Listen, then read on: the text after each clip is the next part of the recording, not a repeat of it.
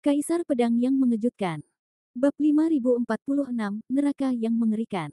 Ah, di dunia yang berapi-api, sesosok iblis cair raksasa, membawa pedang raksasa yang menyala-nyala, menghancurkan bumi dan menghancurkan gunung serta sungai saat ia menerjang para murid Sekte Tiandi yang melarikan diri. Tangisan memilukan menggema dari setiap murid Sekte Tiandi. Kakak senior Feng Yi, selamatkan aku, selamatkan aku. Tolong ampuni aku, tolong lepaskan aku. Aku ingin pergi dari sini, lepaskan aku. Tangisan putus asa meledak dari para murid. Feng Yi, dengan wajah pucat, melirik rekan-rekan muridnya. Seorang murid telah diremukkan berkeping-keping oleh raksasa yang menyala-nyala. Namun, sesaat kemudian, ia telah bangkit kembali. Ilusi Lin Bai belum mampu membunuh orang. Meskipun tidak bisa membunuh, ia dapat memberikan siksaan yang tak tertahankan. Berulang kali diremukkan hingga mati oleh raksasa yang menyala-nyala, mereka terlahir kembali. Berulang kali mengalami penderitaan api yang membakar, mereka sembuh. Dalam siklus reinkarnasi ini, mengalami penderitaan tanpa akhir, jauh lebih menyiksa daripada membunuh satu orang. Di dalam ilusi, Feng Yi mati-matian mencari jalan keluar.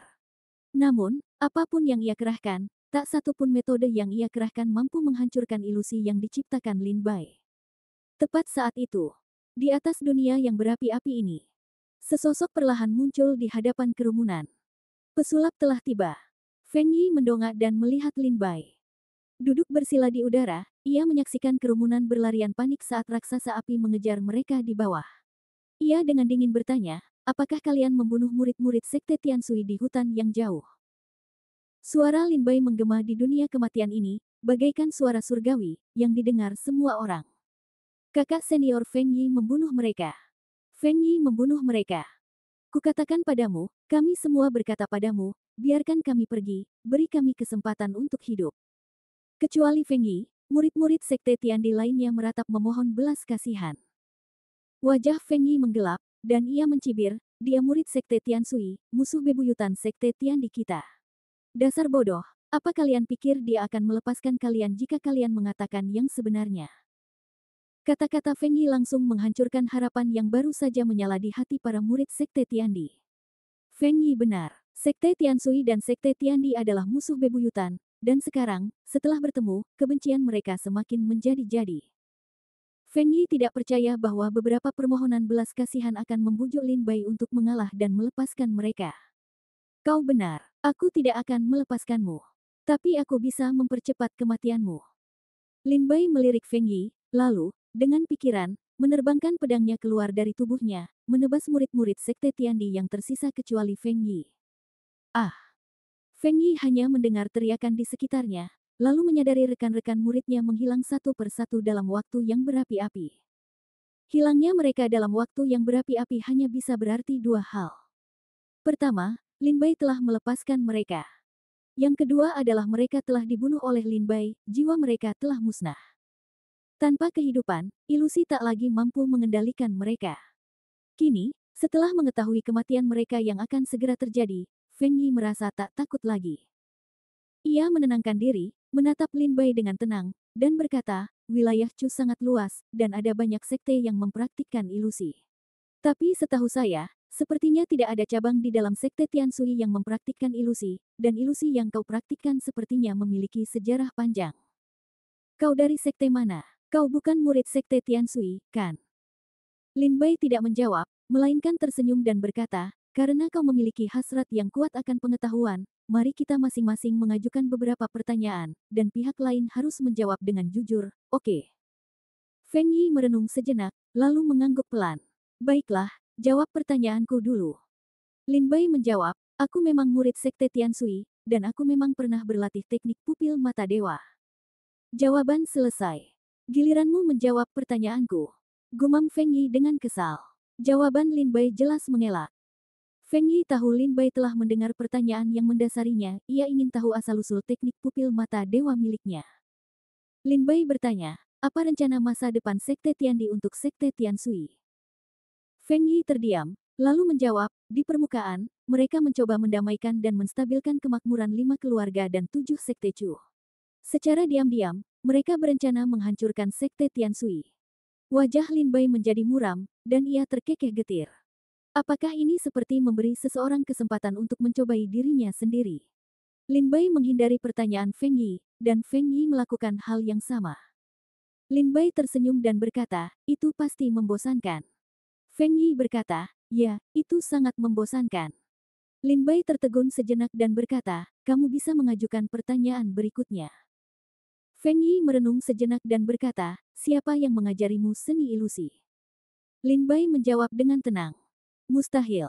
Feng Yi mendengar jawaban Lin Bai dan langsung menolaknya dengan tegas. Setiap ilusionis di dunia ini unik, dan mereka memiliki cara yang berbeda dalam merapal mantra. Kekuatan seorang ilusionis bergantung pada apakah ia dapat merapal ilusi secara diam-diam dan tanpa disadari. Dan setiap cara merapal mantra sangatlah penting. Itu seperti pedang seorang kultivator pedang, yang tidak akan pernah diwariskan dengan mudah. Jika kamu tidak memiliki guru, bagaimana kamu bisa menyentuh ilusi sehebat itu? Lin Bai memikirkannya dengan serius. Setelah mendapatkan mata Dharmasura, ia berlatih sendiri dan tidak menyembah ilusionis manapun. Lin Bai berkata, aku baru saja menemukannya sendiri. Tidak perlu berbohong padamu. Feng Yi tercengang. Ia menatap Lin Bai dengan tak percaya dan bergumam pelan, mungkinkah dia satu-satunya jenius dalam ilusi? Hanya melalui latihannya sendiri, dia telah mencapai pencapaian ilusi yang tak terduga. Kau bisa bertanya lagi. Tanya Lin Bai. Mengapa ada belenggu dalam ingatanmu, yang menghalangi sebagian ingatanmu dari mata-mata yang mengintip? Setelah menyelidiki jiwa para murid Sekte Tiandi, Lin Bai menemukan bahwa beberapa ingatan mereka tersembunyi, sehingga tak dapat diakses. Bahkan teknik pencarian jiwa rahasia pun sulit dicapai. Feng Yi berbisik, ada harta karun di dalam Sekte Langit dan Bumi, yang disebut Tablet Ilahi Langit dan Bumi. Setiap murid yang ingin menjadi murid Sekte Langit dan Bumi harus berlutut 3 kali dan bersujud 9 kali di hadapan harta karun ini, meneteskan darah ke dalamnya. Setelah itu, mereka akan diperiksa oleh Tablet Ilahi.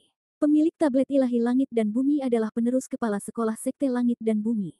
Semua hal yang berkaitan dengan rahasia Sekte Langit dan Bumi akan dilindungi oleh kekuatan Tablet Ilahi. Pada saat yang sama, prasasti ilahi juga memiliki kemampuan untuk merasakan keberadaan dan arah para murid, sehingga memudahkan pencarian murid yang hilang. Lin Bai terkejut. Iya. Tak pernah menyangka ada harta karun seperti itu di antara langit dan bumi. Prasasti ilahi langit dan bumi ini bukan benda biasa, kan? Lin Bai mendesak. Wajah Feng Yi menjadi muram. Itu pertanyaan selanjutnya. Lin Bai tertawa dan berkata, kalau begitu, tanyakan saja. Mata Feng Yi berbinar, dan ia bertanya dengan ragu, bisakah kau memberiku jalan keluar? Lin Bai menjawab dengan tegas dan lugas, tidak. Bab 5047 Pengganti Mawar. Mata Feng Yi berkedip, dan ia bertanya dengan ragu, bisakah kau mengampuni nyawaku? Lin Bai menjawab dengan belak-belakan, tidak. Lalu kenapa kau bertanya begitu? Ekspresi Feng Yi berubah menjadi kejam dan bengis. Ia tiba-tiba melepas jubahnya, memperlihatkan tubuhnya. Lin Bai mengamati dengan saksama. Dari wilayah dantiannya, benang-benang hitam memancar dari tubuhnya, perlahan-lahan menyatu menjadi mawar yang mekar. Energi spiritual berubah menjadi serbuk sari hitam, menyebar keluar. Melarikan diri. Wajah Feng Yi serius, tatapannya tajam, seolah-olah ia telah membuat keputusan yang sulit. Saat ia menggumamkan kata, melarikan diri, seluruh tubuhnya tampak terkuras abis, sementara mawar itu semakin kuat. Detik berikutnya, mawar itu terlepas dari tubuhnya, dan tubuh fisik Feng Yi menghilang secara misterius. Teknik penggantian tubuh. Gumam Lin Bai takjub. Mawar itu tetap berada dalam ilusi, sementara Feng Yi telah lenyap dari Lin Bai. Ini hanya menunjukkan satu hal, mawar ini melambangkan kemajuan Feng Yi, dan ia pasti telah membayar harga yang sangat mahal untuk mempertaruhkan nyawanya dan lolos dari ilusi ini. Dilihat dari penurunan fisiknya yang cepat, harga yang ia bayar sangatlah mahal. Namun, untuk menyelamatkan nyawanya, ia tak punya pilihan selain melakukannya. Pada saat ini, Lin Bai akhirnya mengerti mengapa Feng Yi bersedia menanyainya. Ia tahu bahwa berapapun pertanyaan yang ia jawab, mengingat dendam antara Sekte Tiansui dan Sekte Tiandi, Lin Bai tidak akan melepaskannya. Demikian pula, jika posisinya terbalik, dan Lin Bai terjebak dalam ilusi Feng Yi pun tidak akan melepaskannya. Setelah Feng Yi menghilang, Lin Bai menghilangkan ilusi tersebut, dan dunia kembali normal. Lin Bai menghilangkan indera spiritualnya untuk waktu yang lama, tetapi tidak dapat menemukan Feng Yi lagi, jadi ia menyerah untuk sementara waktu. Ilusionis, cukup menarik. Lin Bai tersenyum. Ini adalah pertama kalinya ia benar-benar menggunakan mata sura dalam pertempuran. Meskipun Feng Yi tidak terbunuh, semua murid sekte Tiandi lainnya menemui ajal di tangan Lin Bai. Itu bukan kemenangan mutlak, tapi setidaknya bukan kekalahan. Mengambil tas penyimpanan murid-murid sekte Tiandi dari puncak bukit dan mengikis harta mereka, Lin Bai berangkat dengan pedang terbangnya. Di kejauhan, di tengah hutan dan pegunungan, Tang Wei duduk bersila di puncak pohon, menyembuhkan luka-lukanya. Merasa seseorang mendekat, ia segera membuka mata dan mengambil posisi bertahan. Ini aku, kata Lin Bai, turun dari langit dengan pedang terbangnya. Menyadari Lin Bai, Tang Wei menghela napas lega dan bertanya, di mana murid-murid sekte Tiandi? Satu lolos, sisanya mati, jawab Lin Bai santai. Sambil berbicara, Lin Bai melemparkan tas penyimpanan yang telah dikikisnya ke depan Tang Wei. Ia membukanya satu persatu, dengan hati-hati menghitung harta di dalamnya, dan segera menemukan Ganoderma 4 musim. Sepertinya mereka benar-benar membunuh anggota tim kita, Lin Bai mendesah, merasa agak sedih. Ganoderma 4 musim, ramuan spiritual yang ditemukan di ladang spiritual nomor 81, baru dipanen oleh tim Lin Bai dan Tang Wei hingga saat ini. Para murid sekte Tiandi yang dibunuh Lin Bai di puncak gunung menyimpan Ganoderma 4 musim dalam jumlah besar di dalam tas penyimpanan mereka, membuktikan bahwa mereka telah menemui ajal di tangan para murid tersebut. Tang Wei, dengan sedikit melankolis, menundukkan kepalanya dengan lesu.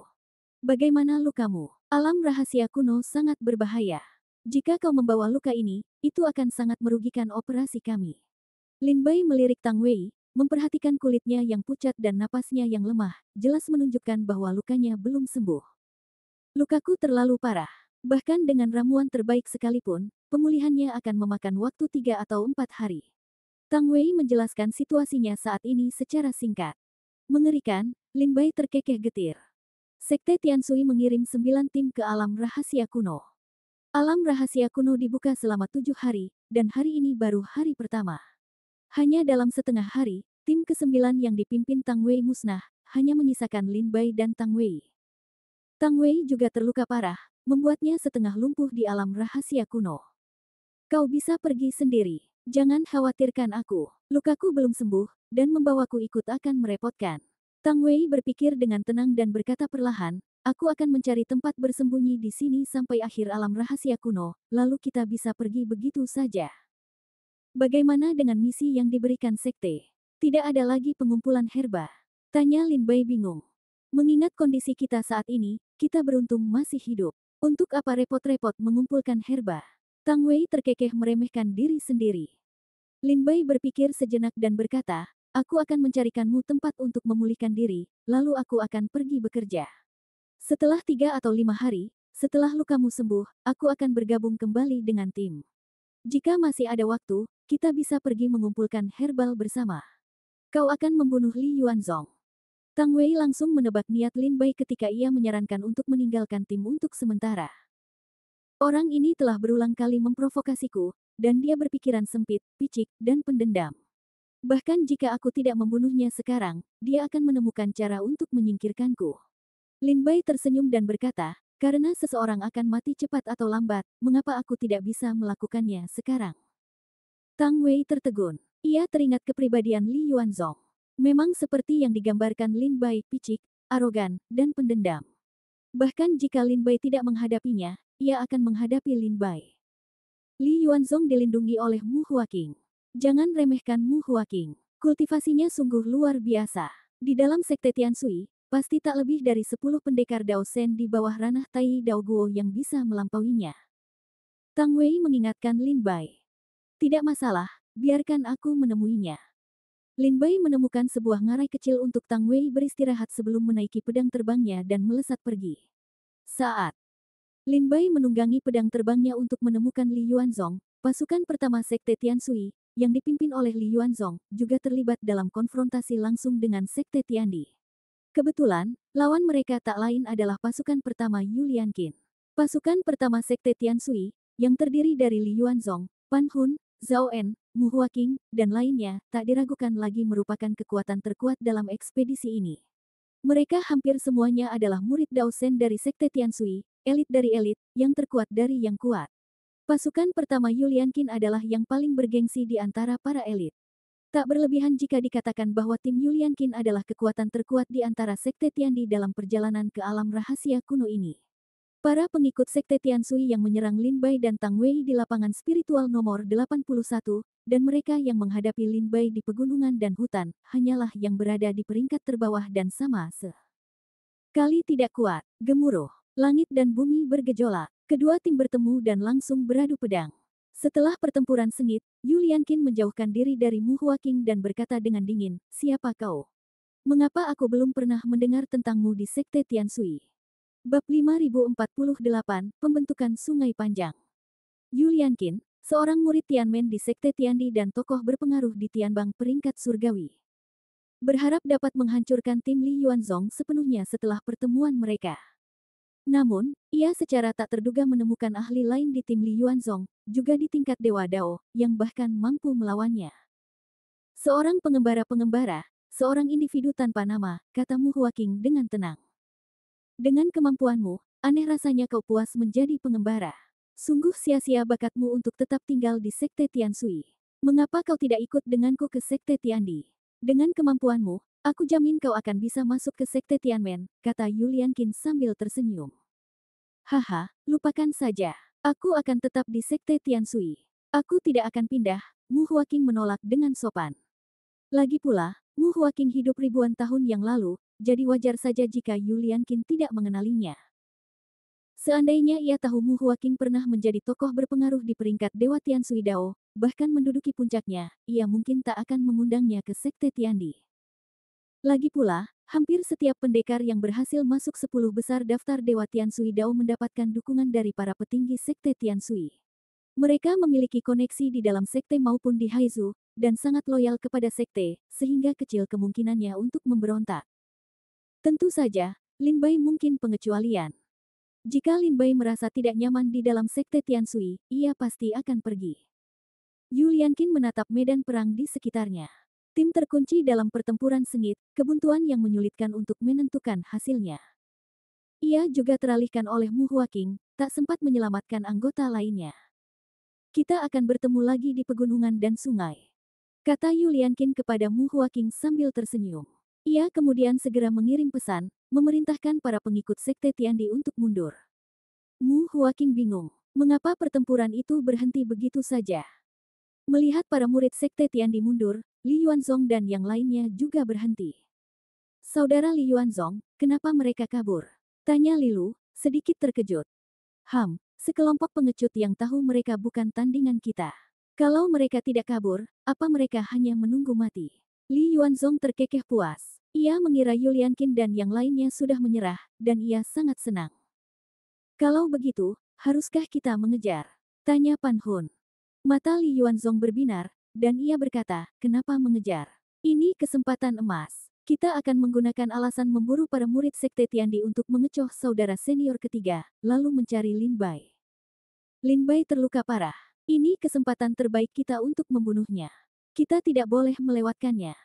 Mendengar rencana Li Yuanzong, Pan Hun, Lilu, dan yang lainnya mengangguk setuju. Segera, semua orang bersiap.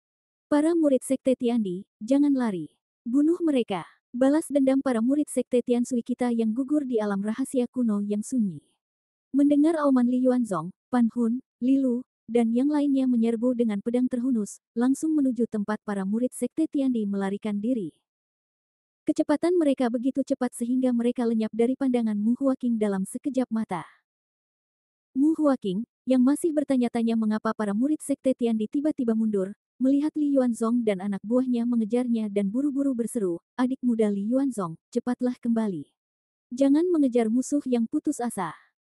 Namun, Li Yuanzong dan anak buahnya, setelah mendengar suaranya, mengabaikannya, berniat melepaskan diri dari Mu Huaqing dan melanjutkan perjalanan untuk membunuh Lin Bai.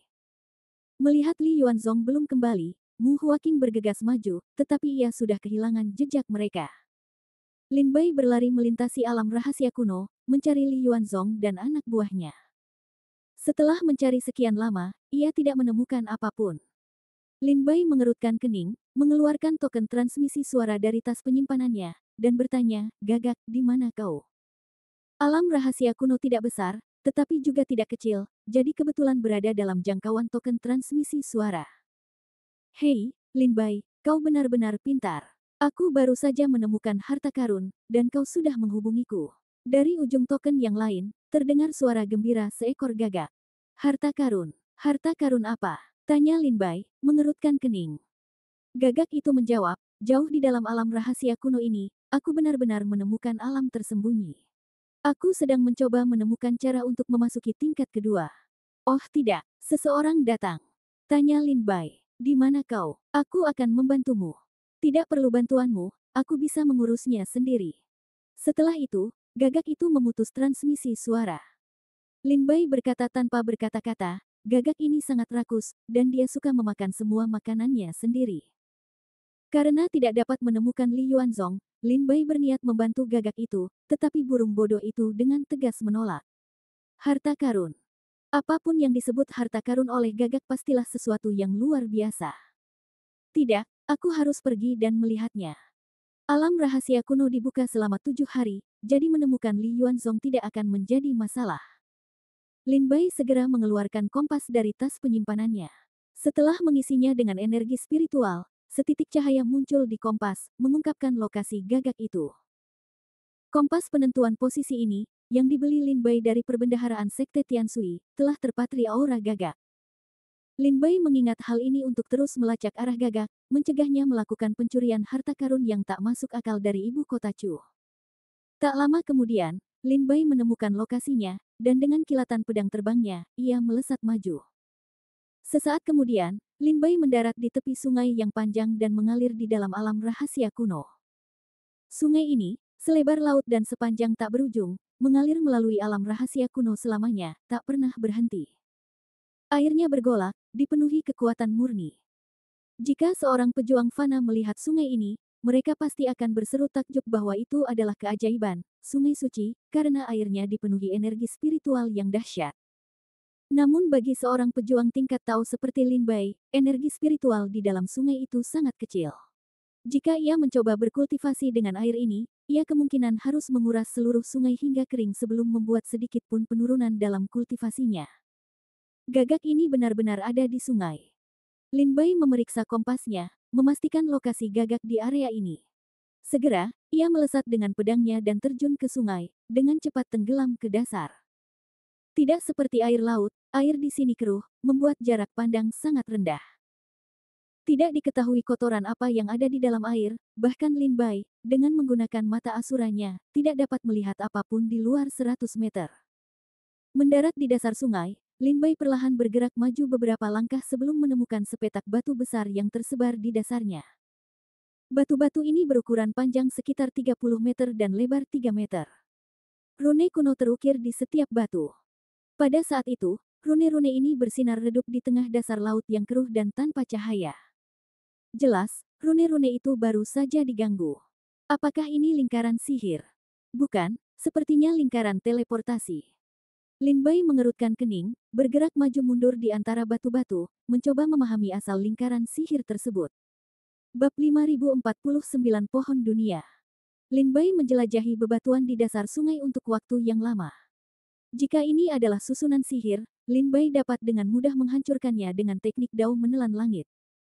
Namun, jika itu adalah susunan teleportasi, menghancurkannya juga akan menghancurkannya. Membuatnya tidak dapat digunakan. Mengapa ada susunan teleportasi di alam rahasia kuno ini? Mengapa semua sekte besar ini menggunakan skema alam di dalam alam dan susunan di dalam susunan? Lin Bai terdiam. Namun, setelah diamati lebih dekat, alam rahasia dunia diciptakan oleh para ahli formasi dan kekuatan ilahi yang agung. Kekuatan ilahi yang agung membangun dunia, memindahkan gunung dan mengisi lautan, menempa gunung dan sungai, serta memelihara segala sesuatu di bawah langit. Namun, semua ini membutuhkan campur tangan seorang ahli formasi yang terampil, kekuatan formasi untuk mengendalikan lingkungan. Ini seperti ember, gunung dan sungai di dalam alam rahasia adalah airnya, dan kekuatan formasi adalah kayu embernya. Oleh karena itu, seorang kekuatan ilahi agung yang dapat menciptakan alam rahasia juga haruslah seorang ahli formasi yang sangat kuat. Ngomong-ngomong, perlu disebutkan keunikan para master formasi. Master formasi sangat suka memamerkan keahlian mereka. Mereka suka meninggalkan cacat pada formasi mereka, atau bahkan mungkin jalan keluar di dalam formasi yang mematikan. Inilah yang dikenal sebagai alam di dalam alam, atau formasi di dalam formasi. Petik 2. Lin Bai, yang berkelok-kelok di antara batu-batu besar di dasar sungai, menemukan petunjuk lain. Mengapa tanda rune pada beberapa batu mendingin, sementara yang lain redup? Penasaran, Lin Bai menyelidiki dengan saksama, akhirnya tiba di sebuah batu kusam. Ia meletakkan telapak tangannya di atasnya, menekannya dengan kuat, dan energi spiritualnya segera mengalir ke batu itu. Saat Lin Bai menuangkan energi spiritualnya ke batu itu, ia merasakan sakit yang tiba-tiba di telapak tangannya, dan setetes darah jatuh ke batu itu. Darah dan energi spiritual bercampur, mengalir ke batu itu. Tanda rune di atasnya segera menyala, memancarkan aura yang kuat. Seketika, Lin Bai merasakan kekuatan teleportasi turun ke atasnya. Lin Bai seharusnya bisa dengan mudah melepaskan diri dari kekuatan teleportasi, tetapi ia memilih untuk tidak melakukannya, membiarkan kekuatan itu membawanya. Swiss. Detik berikutnya, Lin Bai melihat kegelapan tak berujung di depannya. Tiba-tiba, di dalam kegelapan itu, cahaya perlahan muncul. Gua. Lin Bai mendapati dirinya berada di sebuah gua. Cahaya di depan menandai pintu masuk gua. Dengan hati-hati, Lin Bai melangkah keluar gua dan menatap ke depan, hanya untuk menemukan hamparan ruang yang luas. Alam rahasia kedua. Gagak itu seharusnya ada di sini, kan? Lin Bai mengeluarkan kompas dari tas penyimpanannya dan melihat cahaya gagak menunjuk ke arah barat laut. Lin Bai segera terbang ke langit, terbang menjauh dengan pedangnya. Dalam perjalanan, Lin Bai tiba-tiba teringat kata-kata gagak itu, para murid Sekte Tiandi juga telah menemukan tempat ini, sebelum transmisi suara terputus. Mungkinkah para murid Sekte Tiandi sudah lama mengetahui keberadaan alam rahasia kedua di sini? Mengapa tidak ada seorang pun di Sekte Tiansui yang mendengar apapun? Lin Bai bertanya-tanya dengan rasa ingin tahu. Sejak meninggalkan Sekte Tiansui, Lin Bai belum pernah mendengar kabar dari Tang Wei atau prajurit Sekte Tiansui lainnya tentang keberadaan alam rahasia kedua di alam rahasia kuno. Jika gagak itu tidak menemukan pintu masuk ke alam rahasia kedua, Lin Bai tidak akan pernah sampai di tempat ini. Sepanjang perjalanan, Lin Bai menyebarkan indera ketuhanannya, menjelajahi tanaman-tanaman spiritual di sekitarnya. Kekuatan spiritual di alam rahasia kedua jelas lebih besar daripada yang pertama. Energi spiritual di sini sangat melimpah, 3 kali lipat dari alam rahasia pertama dan 10 kali lipat dari dunia luar.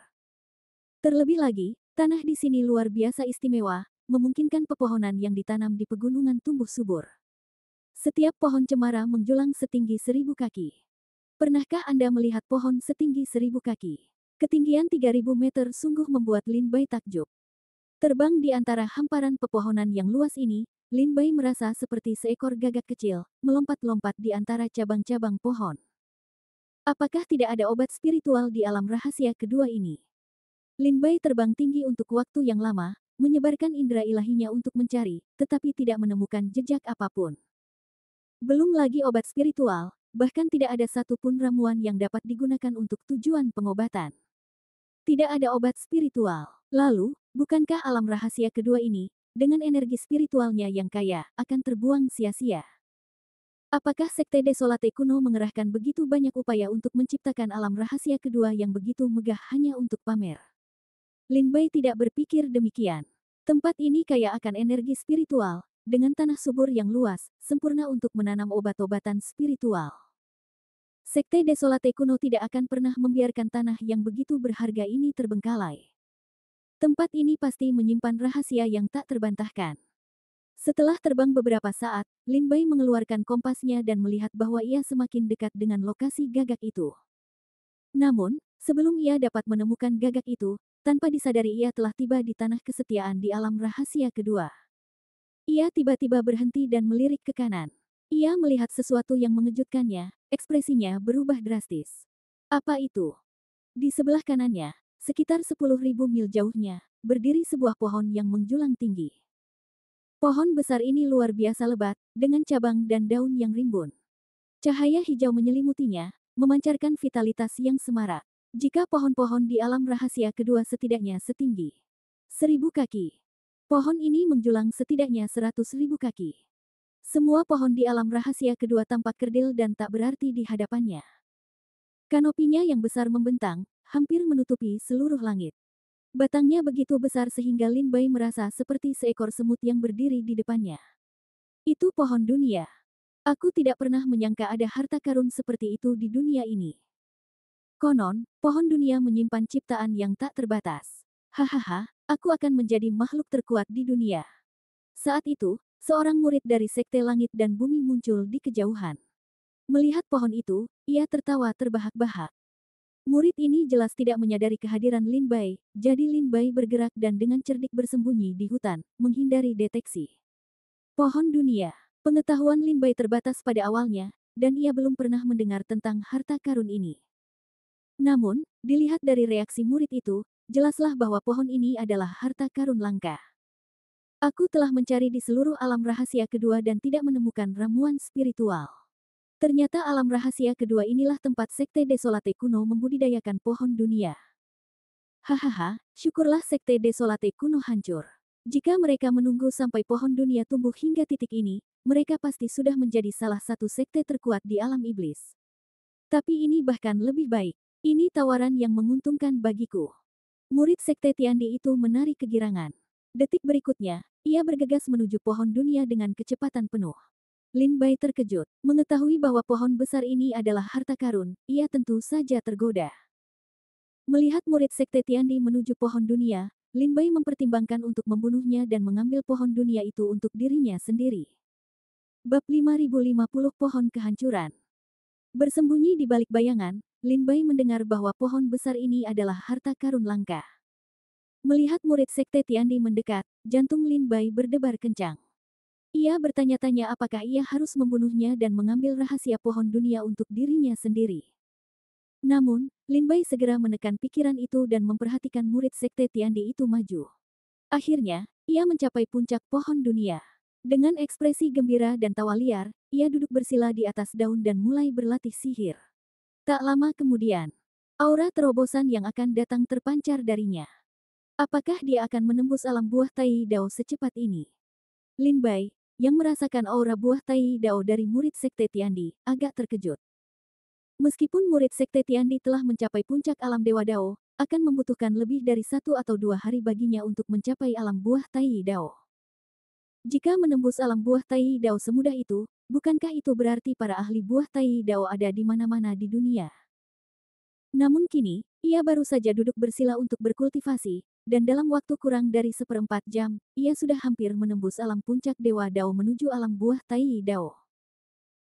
Jika aku bisa mengandalkan pohon dunia ini untuk menembus alam buah Tai Dao, atau bahkan alam yang lebih tinggi, aku akan lebih percaya diri menghadapi klan dewa raksasa di masa depan. Hati Lin Bai dipenuhi kegembiraan. Jika orang ini menembus alam buah Tai Dao, aku tak punya harapan lagi. Berdasarkan apa yang baru saja ia katakan, ia pasti akan merebut pohon dunia ini untuk dirinya sendiri. Haruskah aku bertindak saat ini juga? Mata Lin Bai menyipit, dan energi pedang tajam tanpa sadar terpancar dari tubuhnya. Jika aku tidak memperjuangkan harta karun seperti itu, bukankah perjalananku akan sia-sia? Lin Bai langsung mengambil keputusan. Dengan kilatan pedang terbang mata naganya, ia melesat dengan kecepatan luar biasa langsung menuju pohon dunia.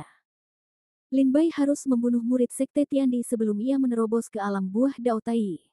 Jika tidak, setelah ia berhasil, akan sulit bagi Lin Bai untuk mengandalkan pohon dunia untuk berkultivasi. Tepat saat Lin Bai berlari menuju pohon dunia, buah Dao penelan langit di dalam dirinya tiba-tiba mulai berfungsi. Sebuah kekuatan penghisap yang mengerikan memancar darinya. Bergemuruh. Pada saat itu, segala sesuatu di alam semesta hancur dan disempurnakan oleh kekuatan penghisap tersebut. Kali ini, buah Dao penelan langit berfungsi tanpa dorongan Lin Bai, langsung memancarkan kekuatan penghisap. Ini.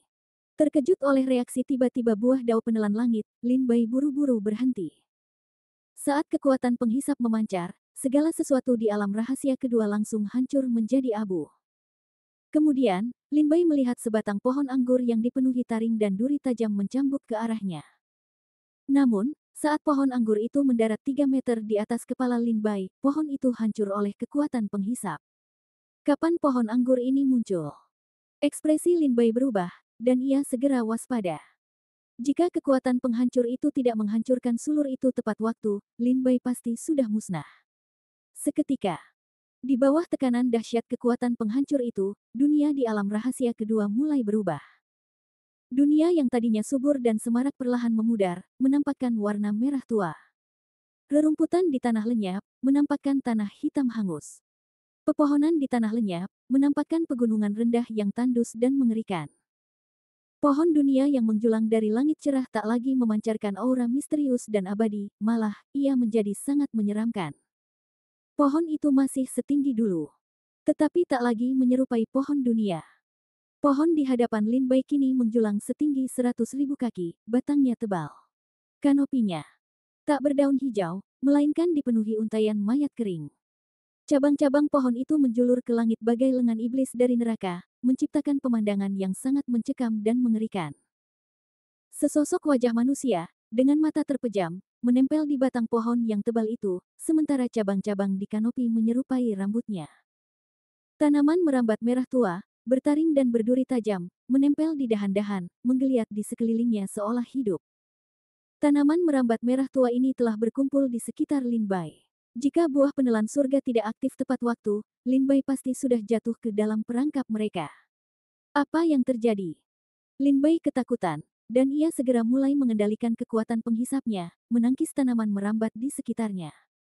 Lin Bai menatap ke depan. Murid Sekte Tiandi, yang baru saja duduk bersila di pohon dunia, hendak mencapai Tai Dao Guo, kini terjerat tanaman merambat. Tanaman merambat itu dengan cepat menyerap energi kehidupan murid itu. Ia sama sekali tidak menyadari hal ini, wajahnya masih dipenuhi kegembiraan yang luar biasa. Mungkin ia bahkan tidak menyadari bahwa pohon dunia bukanlah sebuah kesempatan, melainkan jebakan. Mengingat kondisi pohon dunia saat ini, tak akan lama lagi tanaman merambat itu akan menguras energi kehidupan murid Sekte Tiandi itu sepenuhnya. Wus! Saat itu, pohon dunia, seolah merasakan Lin Bai masih bisa melihat wujud aslinya, meletus menjadi riuh tanaman merambat, mencambuk Lin Bai. Tanaman merambat itu melilitnya, seolah mencoba menyeretnya naik ke atas pohon. Pedang Iblis. Lin Bai segera menghunus pedangnya, kekuatan penghisap menembus bilahnya. Dengan satu tebasan, ia menghancurkan tanaman merambat di sekitarnya. Kekuatan penghisap, yang merasuki pedang iblis, seolah memberinya kekuatan untuk memotong apapun. Ini adalah hasil dari penelitian dan penguasaan kekuatan devouring selama bertahun-tahun oleh Lin Bai.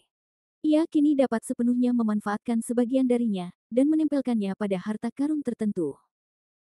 Misalnya, menerapkan kekuatan devouring pada pedang iblis melipat gandakan kekuatannya, dan energi pedang serta energi tebasannya yang cemerlang hampir tak terhentikan. Cahaya pedang yang tajam langsung menghancurkan sulur-sulur itu. Namun, sesaat kemudian, sulur-sulur yang patah itu berakar, hidup kembali, dan menerjang ke arah Lin Bai lagi. Semakin banyak sulur yang dipotong Lin Bai, semakin banyak pula sulur-sulur itu mengelilinginya. Saat Lin Bai menyadarinya, seluruh area dalam radius 10.000 meter telah diliputi oleh sulur-sulur itu. Lin Bai merasa ngeri, tanaman-tanaman merambat ini sepertinya tidak takut pada kekuatan devouring. Ia menyadari ada sesuatu yang tidak akan berjalan sesuai keinginannya. Sambil menebas dengan energi pedang devouring, menghancurkan sulur-sulur itu, ia mengambil token transmisi suara dari tas penyimpanannya dan menghubungi gagak itu. Oh, Lin Bai, aku sibuk. Kita bicara lagi nanti. Suara gagak yang tak sabar menggema dari ujung token yang lain. Gagak, aku berada di alam rahasia kedua, terjerat pohon yang sangat aneh. Lin Bai buru-buru memberitahu gagak itu. Gagak itu tertawa, kalau begitu kau mati. Teriak Lin Bai cemas, aku tidak bercanda. Gagak itu terdiam sejenak, lalu bertanya dengan heran, apakah kau benar-benar berada di alam rahasia kedua? Terjerat pohon penghancur dunia. Apa itu pohon penghancur dunia? Tanya Lin Bai balik.